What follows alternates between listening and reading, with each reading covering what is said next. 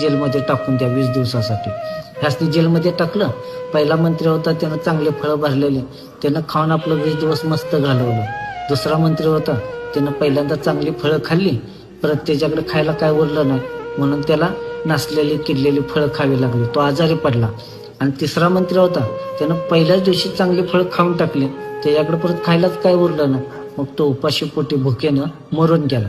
ही गोष्ट नाही, हे आपल्या आयुष्याचं सत्य आहे. आपलं आयुष्य सुद्धा एक बगीचा आहे.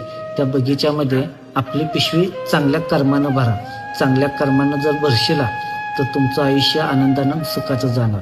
तुम्ही जर भेसळ करशिला, वेळेप्रमाणे वाईट चांगलं करशिला तर तुम्हाला कधी सुख आणि कधी दुःखच भेटणार.